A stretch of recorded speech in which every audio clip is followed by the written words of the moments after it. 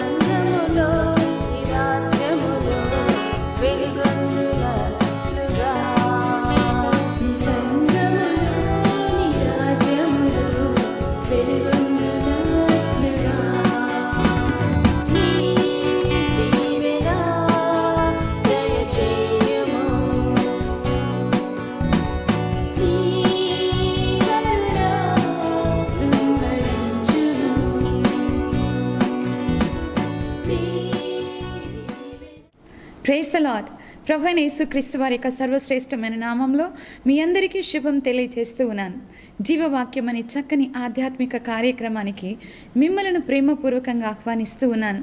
ఈ రోజున మన యొక్క ధ్యానాంశము పిల్లలు తెలుసుకొనవలసిన విషయాలు. మరి చిల్డ్రన్స్ డే సందర్భంగా మరి స్కూల్స్లో కానివ్వండి, మరి ఎక్కడైనా సరే మరి పిల్లల కొరకు ప్రత్యేకమైనటువంటి ప్రోగ్రామ్స్ ఏర్పాటు చేస్తూ ఉంటారు. టీచర్సే వాళ్ళు ఎంతగానో పిల్లల్ని సంతోషింప చేయటానికి చక్కని ప్రోగ్రామ్స్ అన్నీ కూడా ఏర్పాటు చేస్తారు. మనం చూస్తూ ఉన్నాం మన చుట్టూ పిల్లలు ఎన్ని రకాలుగా మరి బిడ్డలు మరి నశించిపోతూ ఉన్నారు, ఎన్నో పరిస్థితుల్లో చిక్కుకొని పోతూ ఉన్నారు. మరి పిల్లలుగానే ఉన్నప్పుడు ఏమీ తెలియనట్లే కనపడతారు, కానీ లోకమంతా వాళ్ళకు తెలిసే ఉంటుంది. ముఖ్యంగా ఈ రోజుల్లో అయితే మరి ఫోన్స్ ద్వారా, మరి సెల్ ఫోన్స్ ద్వారా, ఇంకా నెట్ ద్వారా ఎన్నో మరి భయంకరమైనటువంటి పరిస్థితులు మరి వాళ్ళు తెలుసుకొని మరి చెప్పలేనటువంటి మరి ప్రమాదకరమైనటువంటి పరిస్థితుల్లో వాళ్ళు చిక్కుకొని పోతూ ఉన్నారు. పిల్లలు మరి మంచి విషయాలు, చక్కని విషయాలు, ప్రయోజనకరమైనటువంటి విషయాలు, జ్ఞానము మరి పొందుకునేటటువంటి విషయాలు, ఇవన్నీ కూడా దైవికమైనటువంటి విషయాలు.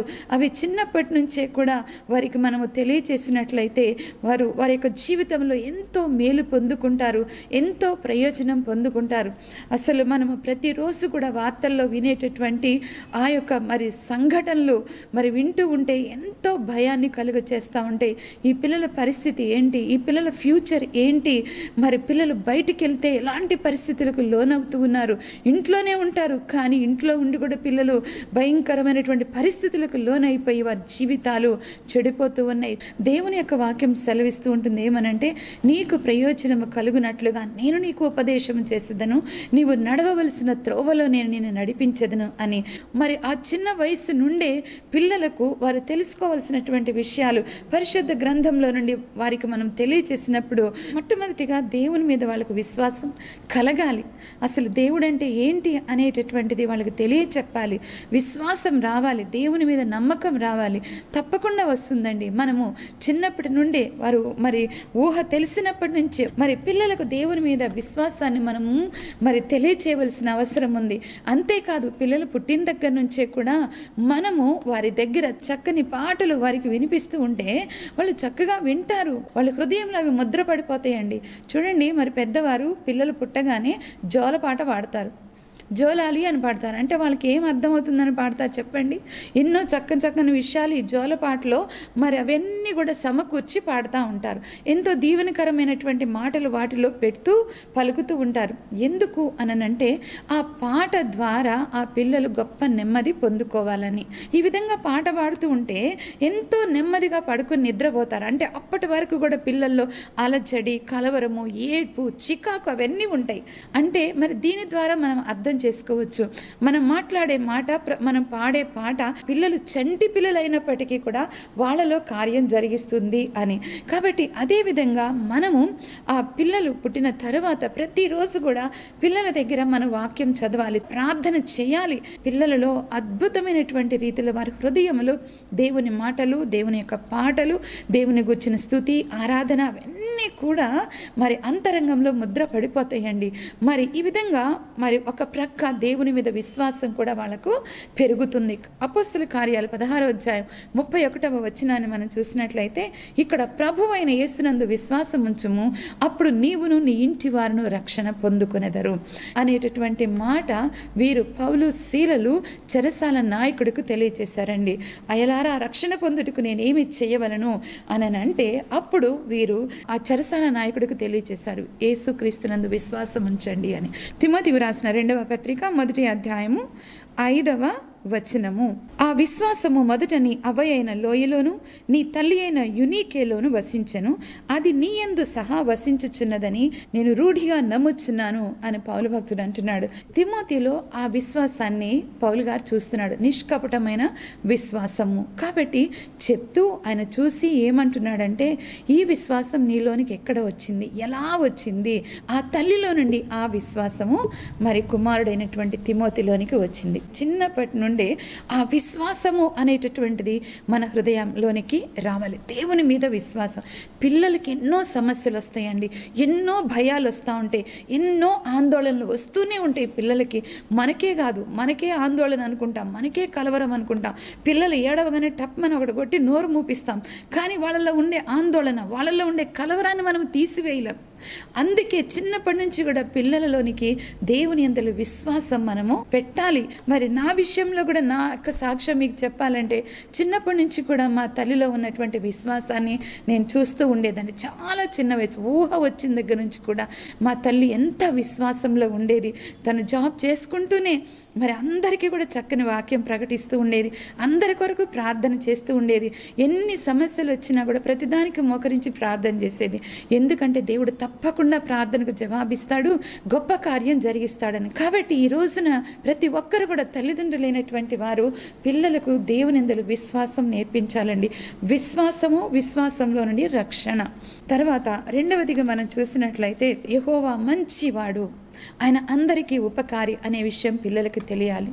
దేవుడు మంచివాడు, ప్రతిదానికి మనము దేవుడు కొడతాడు, దేవుడిని శిక్షిస్తాడు అని పిల్లల దగ్గర మనం ఏం చెప్తా ఉంటామంటే, ఓ దేవుడు చాలా కఠినాత్ముడు అనేటటువంటిది ఎక్స్ప్రెస్ చేస్తూ ఉంటాం. పిల్లలకు గాడ్ ఈజ్ గుడ్ అనేటటువంటి మాట వారి యొక్క హృదయంలో పడిపోవాలి. అవును కదా, దేవుడు మంచి దేవుడు, ఆయన ఉపకారి అయినటువంటి దేవుడు అనేటటువంటిది వచ్చినప్పుడు దేవుడి మీద వాళ్ళకి నమ్మకం వస్తుంది.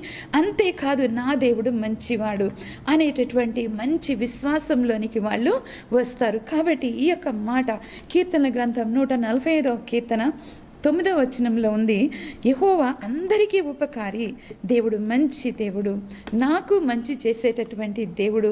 తర్వాత 3వదిగా మనం చూసినప్పుడు ఆ దేవుడు చూచుచున్నటువంటి దేవుడని మనం తెలియచేయాలండి. ఆ దేవుడు నిరంతరము నిన్ను చూస్తాడు. నువ్వు పరుండినా, నువ్వు లేచినా, నువ్వు నడుస్తున్నా, మరి నువ్వు ఏ పని చేస్తున్నా కూడా దేవుడు నిన్ను చూస్తున్నాడు.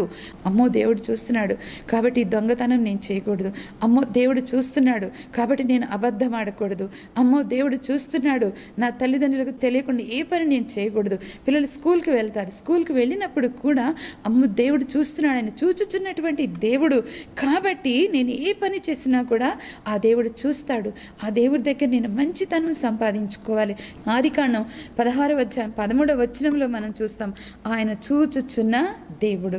మరి హాగరు చెప్పింది ఆయన చూచుచున్న దేవుడు అని.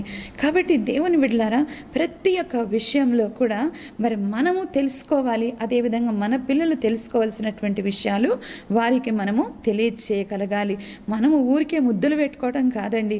ముద్దులు పెట్టుకుంటా వారికి అడిగిందల్లా ఇచ్చుకుంటూ ఈ విధంగా వాళ్ళని గారాబాలు చేసి మన చేతులతోటి మన ఆలోచనలతోటే మనమే పిల్లల్ని పాడు చేసేటువంటి తల్లిదండ్రులుగా ఉంటాం.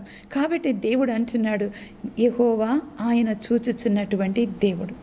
అప్పుడే పిల్లల్లో ఒక చక్కని క్రమశిక్షణ అనేటటువంటిది వస్తుంది. అదేవిధంగా మరి ఇంకొక విషయాన్ని మనం చూసినప్పుడు 4వ అధ్యాయం, ఫిలిప్పీలకు రాసిన పత్రిక 4వ అధ్యాయం 4వ వచనంలో చూస్తే, ఎల్లప్పుడూ ప్రభువునందు ఆనందించుడి, మరల చెప్పుదును ఆనందించుడి అనేటటువంటి మాట. మరి చూడండి, ఎల్లప్పుడూ ఆనందించాలి. ఈ యొక్క మాటలు మరి సండే స్కూల్ పిల్లలకు కూడా తెలియజేస్తూ ఉంటాం. Rejoice in the lord always and again I say rejoice అని కోరస్ పిల్లలకి నేర్పిస్తాం. అంటే అర్థం ఏంటంటే ఎప్పుడు నువ్వు సంతోషంగా ఉండాలి, ఎప్పుడు నువ్వు ఆనందంగా ఉండాలి. పిల్లలు చూడండి చీటికి మాటికి ఏడుస్తూనే ఉంటారు. అసలు అవసరమైతే ఏడుస్తారు, అవసరం లేకపోయినా ఏడుస్తారు. ఇక కొంతమంది పిల్లల్ని మరి చూస్తే ఎప్పుడు ఏడుస్తూనే ఉంటారు. అందుకే మరి ఎవరైనా చూడగానే అంటారు, అమ్మ నీ తల మీద నీళ్ళకుండ ఉందా అని చెప్పి. చిన్నపిల్లలు ఆ విధంగా ఏడుస్తూనే ఉంటారు. అందుకే వాళ్ళకి తెలియచేయాలి, ఎల్లప్పుడూ ప్రభువునందు ఆనందించడి. నువ్వు ఎల్లప్పుడూ కూడా దేవుని యందు ఆనందించాలి. మన దేవుడు మంచివాడు కదా, ఆయన మంచి చేసే దేవుడు కదా, ఆయన మేలు చేసేటటువంటి దేవుడు కదా, నువ్వు ఎందుకు ఏడుస్తున్నావు, నువ్వు ఏడవలసిన అవసరమే లేదు అని ఈ విధంగా పిల్లలకు ఈ యొక్క వాక్యాన్ని మనం ఎత్తిపట్టి చూపిస్తూ ఈ వాక్యంలో ఉన్నటువంటి ఈ యొక్క చక్కని సంతోషాన్ని వాళ్ళకి తెలియచేస్తూ ఉండటం ఎంతైనా అవసరం. ఈ విషయంలోనే ఇంకొక విషయం కూడా మనము చెప్పొచ్చు పిల్లలకి. ఎలా అంటే మత్తయి సువార్త 7వ అధ్యాయం 7వ వచనంలో ఒక చక్కని మాట ఉంది, అడుగుడి మీకు ఇవ్వబడును. చూడండి, అడుగుట అంటే ఏంటి? ప్రార్థన చేయటం. మరి నువ్వు ప్రార్థన చేసినట్లయితే దేవుడు నీకు తప్పకుండా ఇస్తాడు అనేటటువంటి మాట. అడుగుడి మీకు ఇవ్వబడును, తట్టుడి మీకు తీయబడును, వెదకుడి మీకు దొరుకును. కాబట్టి ఈ విధంగా పిల్లలకి చెప్పేటప్పుడు అడగండి. మమ్మల్ని కాదు నాన్న అడిగేది, మీరు మీకు ఏది కావాలన్నా కూడా మీరు మోకరించండి, ప్రార్థన చేయండి, మీరు అడగండి, దేవుణ్ణి అడగండి. ఆ దేవుడు సర్వశక్తిమంతుడైనటువంటి దేవుడు. ఆ దేవుడు ఏది అడిగినా కూడా ఆయన అనుగ్రహించగలిగినటువంటి శక్తి కలిగినటువంటి దేవుడు. ఈ చక్కని మాటలు వారికి తెలియచేయటం ద్వారా వాళ్ళు మంచి ప్రార్థన పరులవుతారు. వారికి ఏది అవసరం వచ్చినా కూడా వెంటనే మోకరిస్తారు, ప్రార్థన చేస్తారు. మమ్మీ డాడీని అడిగే ముందు నేను ప్రార్థన చేయాలి అనేటటువంటి జ్ఞానము వాళ్లకు వస్తుంది. వారు చిన్న వయసు నుండే ఈ వాక్యాలు వారు తెలుసుకొనటం ద్వారా ఎల్లప్పుడూ ఆనందించుడి, మరల చెప్పుదని ఆనందించుడి, అడుగుడి మీకు ఇవ్వబడును, తట్టుడి మీకు తీయబడును, వెదకుడి మీకు దొరుకును. అంతేకాదు మీ పరలోకపు తండ్రి మరి శ్రేష్టమైనటువంటి ఈవులు మీకు ఇస్తాడు, ఎంతో మంచి ఈవులు ఇస్తాడు అనేటటువంటి విషయాలు వారికి చెప్పుట ద్వారా వారిలో ప్రార్థనా జీవితాన్ని మనము పెంపొందించగలము. ప్రార్థనలో విశ్వాసములో వారిని మనము నడిపించగలం. దేవుని బిడ్డలారా, ఉదాహరణకు మనము హన్న మరి అదేవిధంగా కుమారుడైనటువంటి సమూయేలును మనం చూసినట్లయితే ఎంత చక్కగా ట్రైనప్ చేసిందండి. మరి సమూయేలుని దేవుని యొక్క సన్నిధానంలో చిన్న వయసులోనే చక్కగా ట్రైనప్ చేసి తీసుకుని వెళ్ళి మందిరంలో యాజకుని దగ్గర అప్పగించేసి వచ్చేసింది. తల్లి ఇచ్చినటువంటి ట్రైనింగ్ ప్రకారముగా ఆధ్యాత్మికముగా మరి ఎంతో చక్కగా బిడ్డ తయారయ్యాడు సమూయేలు. మరి మందిరంలో ఉండమంటే మందిరంలో ఉండిపోయాడు. అంతే, దేవుని సన్నిధిలో అప్పగించుకున్నాడు. మరి ఆ విధంగా దైవజనుని దగ్గర అతడు ఉండటానికి ఇష్టపడ్డాడు. కాబట్టి ఈ విధంగా మనం నేర్పించేదేనండి పిల్లలకి. వారు తెలుసుకోవాల్సిన విషయాలు ఏమేమవుతున్నాయో అవన్నీ కూడా పరిశుద్ధ గ్రంథంలో నుండి తల్లిదండ్రులైనటువంటి వారు తెలుసుకుని అవి పిల్లలకు తెలియచేయవలసిన అవసరం ఎంతైనా ఉంది. అప్పుడే వారు ప్రార్థనా పరులు అవుతారండి. దేవుని యొక్క మాటలు వారిని ఇన్ఫ్లుయెన్స్ చేయాలి, వారిని ప్రభావితం చేయాలి. మన మాటలు కాదు. మనకున్న జ్ఞానం ఏ పాటిదండి? మన మాటలన్నీ పక్షపాతంతో ఉండేటటువంటి మాటలే, లోకానుసారమైన మాటలు.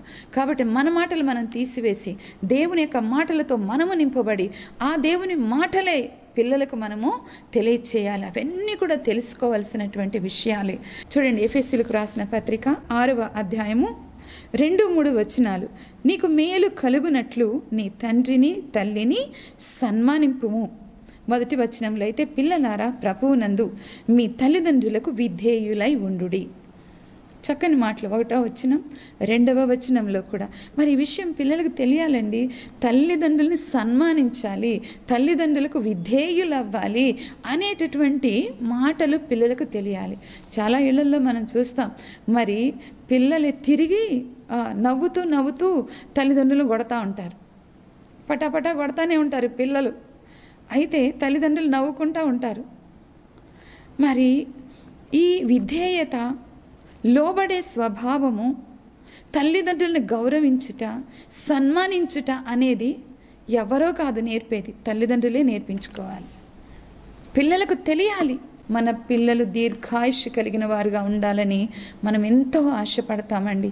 అయితే దానికి గాను పిల్లలకి తెలియచేయాలి. ఇవన్నీ కూడా పిల్లలు తెలుసుకోవాలి అంటే, పిల్లలకు మనం చెప్పాలి అని అంటే ఎంతో సమయము పిల్లల దగ్గర వెచ్చించాలి. మన డబ్బు సంపాదనలో, మన యొక్క బాధ్యతలలో మనం తిరుగుతూ ఉంటే పిల్లలకు చెప్పవలసినటువంటి విషయాలు మనము చెప్పలేము. వాళ్ళు తెలుసుకోవలసినటువంటి విషయాలు వాళ్ళు తెలుసుకోలేరు. కాబట్టి పరిశుద్ధాత్మ దేవుడు ఇవన్నీ కూడా మనకు తెలియచేస్తూ ఉన్నారు.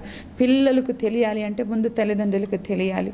అదేవిధంగా చివరిదిగా మనం చూసినట్లయితే ప్రేమను గూర్చి పిల్లలకు తెలియచేయాలి. మత్తయి సువార్త 22వ అధ్యాయము 39వ వచనంలో, నిన్ను వలె నీ పొరుగు అని ప్రేమింపవలెనను 2వ ఆజ్ఞయు దాని వంటిదే. మొదటి ఆజ్ఞ ఏంటి అంటే ఇక్కడ 37వ వచనంలో, అందుకైన నీ పూర్ణ హృదయముతోను, నీ పూర్ణ ఆత్మతోను, నీ పూర్ణ మనస్సుతోను నీ దేవుడైన ప్రభువును ప్రేమింపవలెనన్నదియే. కాబట్టి నీ దేవుణ్ణి ప్రేమించాలి, అదేవిధంగా నిన్ను వలె నీ పొరుగు అని నీవు ప్రేమించాలి. పిల్లలకు చిన్నప్పటి నుంచి కూడా ఈ విధంగా నిన్ను వలె నీ పొరుగు అని ప్రేమించాలి, దేవుణ్ణి మనం ప్రేమించాలి, అదేవిధంగా మరి పొరుగువాన్ని ప్రేమించాలి అనేటటువంటి మాటలు వాళ్ళలో ముద్ర వేయబడాలండి. ప్రేమ అనేది వాళ్ళ ముద్ర వేయబడాలి. అప్పుడే వాళ్ళు ఎదుగుతూ ఉన్నప్పుడు, వాళ్ళు పెరుగుతూ ఉన్నప్పుడు మరి చక్కని ఒక పర్సనాలిటీ అనేటటువంటి, ఒక చక్కని వ్యక్తిత్వం అనేటటువంటిది వారికి వస్తుంది. కాబట్టి దేవుని బిడ్డలారా చూడండి, ఎప్పుడైతే ప్రేమ వారి యొక్క హృదయములలో నిండుకుంటుందో అప్పుడు మరి మనం చూస్తే పగ, ద్వేషము, కక్ష, క్రోధము ఇవన్నీ కూడా పక్కకు తొలగిపోతాయి. చిన్న పిల్లలండి, స్కూల్లో మొన్న ఒక పిల్లోడిని, వాడు 4th క్లాస్ చదువుతున్నాడు. మరి 5th క్లాస్ పిల్లలు ఈ చిన్నోడిని 4th క్లాస్ అని పట్టుకొని ఒకడేమో 2 చేతులు వెనక్కి పట్టుకున్నాడు, ఒకడేమో పొట్టలో గుద్దుతున్నాడు. ఈ చిన్నోడు వాడికి ఏం చేశాడు చెప్పండి? ఏం చేశాడు? వాడు ఏం చేయలేకపోతున్నాడు పాపం, ఏడవటం తప్పించి. మరి స్కూల్ అయిపోయిన తర్వాత కూడా వాడికి శక్తి లేదు, స్కూల్ నుంచి కదిలే శక్తి కూడా చిన్న పిల్లోడికి లేదు. ఎంత భయంకరమైనటువంటి లక్షణాలతోటి, చెడు లక్షణాలతోటి పిల్లలు ఎదుగుతున్నారో చూడండి. వాళ్ళ మనసులో వస్తుంది వాడిని కొట్టాలని, కొట్టేస్తారు అంతే. ఇంకేదో చెయ్యాలని అనిపిస్తుంది, ఇంకేదో చేస్తారు వాళ్ళకు. ఎందుకు అంటే వాళ్ళ హృదయంలో దేవుని భయం లేదు, దేవుని మీద విశ్వాసం లేదు, దేవుడంటే భయం అస్సలే లేదు, తల్లిదండ్రులంటే భయం లేదు, టీచర్లంటే భయం లేదు, క్రమశిక్షణ లేనటువంటి పిల్లలు. ఈ విధంగా సమాజం మరి రోజు రోజు కూడా ముందుకెళ్తుంది. కాబట్టి ఈ విధమైనటువంటి చెడ్డ లక్షణాలన్నీ కూడా పిల్లల నుంచి పోవాలంటే చూడండి, ఎల్కేజీకి వెళ్తారు పిల్లలు. ఎల్కేజీలోనే పక్కవాడిది పెన్సిల్ తీసుకుంటాడు, లేకపోతే పక్కవాడు ఏ బుక్ తెచ్చుకుంటే అది తీసేసుకుంటాడు. ఈ విధమైనటువంటి ఓర్వలేనితనం, అసూయ, అంతేకాదు ప్రక్కనున్నటువంటి పిల్లలు తీసుకెళ్ళిన టిఫిన్ డబ్బాలు పట్టుకొని మరి దాంట్లో మట్టి పోసేస్తారు. రకరకాలైనటువంటి పనులు జరుగుతూ ఉంటాయి. మరి మా పిల్లలు చిన్నవారిగా ఉన్నప్పుడు స్కూల్లో వదిలిపెట్టేసి వస్తే ఒక్కొక్కసారి చెప్పేవాళ్ళు, మమ్మీ ఇదిగో ఆమె నా డబ్బాలో మట్టి పోసేసింది అని. ఈ విధంగా ఎన్నో సమస్యలు. ఎందుకంటే ఓర్వలేనితనం, అసూయ, కక్ష, ఈ లక్షణాలన్నీ కూడా తొలగిపోవాలి అని అంటే మరి ప్రేమ అనేటటువంటిది పిల్లలలో నిండుకోవాలి. ఈ ప్రేమ కలిగినటువంటి మనస్సు చిన్నప్పటి నుంచే పిల్లలలో మనం పోసినప్పుడు భయంకరమైన లక్షణాలన్నీ కొట్టుకుపోతాయండి. కాబట్టి ఈ విధమైనటువంటి బాధ్యత తల్లిదండ్రుల్లో ఉండాలి అని చెప్పి దేవుడు మాట్లాడుతున్నాడు. ఇవన్నీ కూడా పిల్లలు తెలుసుకోవాల్సినటువంటి విషయాలు. వీటన్నిటిని కూడా పిల్లలకు తెలియచేయవలసిన అవసరం తల్లిదండ్రులకు ఎంతైనా ఉంది. కాబట్టి దేవుని యందు విశ్వాసము, మరి దేవుని స్తుతించుట, ఆరాధించుట, ప్రార్థించుట, వాక్యం చదువుకొనుట, ఇవన్నీ కూడా తల్లిదండ్రులు పిల్లలకు నేర్పించవలసి ఉన్నది. పిల్లలు తెలుసుకోవాల్సిన అవసరం ఉంది. అంతేకాదు దేవుడు చూచుచున్నటువంటి దేవుడని వాళ్ళకు మనము చెప్పాలి. అదేవిధంగా మరి ప్రభువునందు దేవునిలో మనం ఆనందించాలి అనేటటువంటి విషయం పిల్లలకు తెలియచేయాలి. అడుగుడి మీకు ఇవ్వబడును, ఇచ్చే దేవుడు మనకున్నాడు అని పిల్లలకు మనము తెలియచేయాలి. అదేవిధంగా మరి ప్రేమను గుర్చినటువంటి విషయాలు వారిలో మనము పొయ్యాలి. కాబట్టి దేవుని బిడ్డలారా, ఈ సమయంలో మరి పిల్లల గురించి భారము వహించండి. పిల్లలకు తెలియచేయవలసిన విషయాలు తెలియచేయండి. పిల్లలు మరి చక్కని మార్గములో, దేవుని యొక్క మార్గంలో, దీవెనకరమైన మార్గములో వారు జీవించగలిగినట్లుగా వారికి తెలియవలసిన విషయాలు మనము తెలియచేయాలి. ఈ సమయంలో నేను మీ కొరకు ప్రార్థన చేస్తూ ఉంటుండగా ప్రార్థనలో ఏకీభవించండి. మరి యొక్క వాక్యం మీరు వినండి. అంతేకాదు మరి ఈ ప్రార్థన సమయంలో పిల్లల్ని పిలవండి. నేను మీ కొరకు ప్రార్థన చేస్తూ ఉంటుండగా చిన్న పిల్లలను పిలవండి, మీ దగ్గరకు పిలవండి. ఇప్పుడే పిలవండి. వాళ్ళను పిలిచి మీ దగ్గర కూర్చోపెట్టుకుని మరి విశ్వాసముతో ఈ పిల్లలు దీవించబడాలి. దేవుని వాక్యం వీళ్ళలో నింపబడాలి. దేవుని సన్నిధితో వీళ్ళు నింపబడాలి. ప్రేమతో వాళ్ళు నింపబడాలి. మంచి భవిష్యత్తు వారికి ఉండాలి. వారి ఆశీర్వాదం పొందుకోవాలి. వారు దీర్ఘాయుష్మంతులు అవ్వాలని మరి నాతో పాటు కలిసి పిల్లల తల మీద చేయపెట్టి ప్రార్థన చేయండి. ప్రార్థనలో ఏకీభవించండి. ప్రతి ఒక్కరు కూడా ఈ రోజున, ఈ క్షణమే పిల్లల మీదకు ఒక ప్రత్యేకమైన దీవెన, ఆశీర్వాదం దిగి రావాలి. ప్రార్థన చేద్దాం. ప్రేమ నమ్మకం కలిగిన మా ప్రియ పరలోకపు తండ్రి, అద్భుతమైన సన్నిధి మాతో ఉన్నది నాయన. నీ యొక్క శక్తి కలిగిన సన్నిధి మాతో ఉన్నది ప్రభువా. పిల్లలు తెలుసుకోవాల్సినటువంటి విషయాలన్నీ కూడా మీరు తెలియచేసి ఉన్నారు నా తండ్రి. దయగలిగిన దేవుడా, నమ్మదగిన తండ్రి, మంచి దేవా, నీకు వందనాలు, స్తుతి స్తోత్రాలు చెల్లిస్తున్నాం. తల్లిదండ్రులు తండ్రి, ఇదిగో నా నాయన పిల్లల్ని తమ దగ్గరకు పిలుచుకున్నారు. హల్లెలూయా. వారి మీద వారి చేతులుంచారు తండ్రి, నీకు వందనాలు తండ్రి. దయగలిగిన దేవుడా, వారి చేతుల మీద నీ యొక్క హస్తం ఉన్నదని నేను నమ్ముచున్నాను నాయన. నీ దీవెనకరమైన సన్నిధి చేత వారిని నింపండి ప్రభువా. అద్భుతమైనటువంటి దీవెన ఆశీర్వాదాలు బిడ్డలకు అనుగ్రహించండి తండ్రి. వారిలో ఉన్న అజ్ఞానము, వారిలో ఉన్నటువంటి తండ్రి నా నాయన అసహనము, కోపము, ద్వేషము, ఇంకా నా తండ్రి భయంకరమైనటువంటి లక్షణాలు అవన్నీ కూడా యేసు నామములో ఇప్పుడే తొలగిపోవును గాక. హల్లెలూయా. దేవాని యొక్క ప్రసన్నత చేత ఈ బిడ్డలు నింపబడుదురుగాక. నీ దీవెన వాళ్ళు పొందుకొనుదురుగాక. అద్భుతమైనటువంటి రీతిలో తండ్రి నీ గొప్ప కార్యము చిన్న బిడ్డలలో మీరు అనుగ్రహించమని వేడుకుంటున్నాం. అంతేకాదు పిల్లల్లో ఏదైనా అనారోగ్యం ఉన్నట్లయితే యేసు నామములో అనారోగ్యాన్ని గద్దిస్తున్నాను. నజరేయుడైన యేసు నామములో గద్దిస్తున్నాను. ప్రతి విధమైన అనారోగ్యము తొలగిపోవునుగాక. సంపూర్ణమైన ఆరోగ్యము వారికి దయచేయమని వేడుకుంటున్నాను. అదేవిధంగా నా తండ్రి, ఈ సమయంలో ప్రత్యేకంగా నా తండ్రి ఈ కార్యక్రమం స్పాన్సర్ చేసినటువంటి ప్రియ కుటుంబాన్ని మీ కృపాహస్తాలకు అప్పగిస్తూ ఉన్నాను తండ్రి. దయగలిగిన తండ్రి, మంచి దేవుడా, ప్రియ బిడలు తండ్రి, నా నాయన బ్రదర్ అజయ్ ముప్పిడి, అదేవిధంగా సిస్టర్ శృతి నాయన, ఈ యొక్క భార్యాభర్తలు ఇద్దరిని బట్టి మీకు వందనాలు చెల్లిస్తున్నాం. వారికి ఇచ్చినటువంటి కుమార్తె కుమారుని బట్టి కూడా మీకు వందనములు, స్తుతి స్తోత్రాలు చెల్లిస్తున్నాం తండ్రి. నా నాయన, మరి ఈ యొక్క నవంబర్ మాసంలో తండ్రి 14న చిన్న బిడ్డ మరి సమారా యొక్క బర్త్డే తండ్రి దేవా, చిన్న బిడ్డను బహుగా మీరు దీవించండి, మీరు ఆశీర్వదించండి తండ్రి. నీ దీవెన ఆశీర్వాదములతో నింపండి, మంచి ఆరోగ్యం ఇవ్వండి ప్రభువ, దీర్ఘాయుష్ను బిడ్డకు అనుగ్రహించండి. జ్ఞానమందును వయస్సునందును పెద్దల దయందును మనుషుల దయందును దేవుని దయందును వర్ధిల్లాలి నా తండ్రి. ఆ విధంగా నాయన దీవెనలతో నింపమని వేడుకుంటూ ఈ కుటుంబానికి 100 వెయ్యంతల ఆశీర్వాదం దయచేయమని వేడుకుంటూ నీకే మహిమను ఆరోపిస్తూ యేసయ్య పరిశుద్ధ నామంలో అడిగి వేడుకొనుచున్నాము తండ్రి. ఆమేన్. నీతో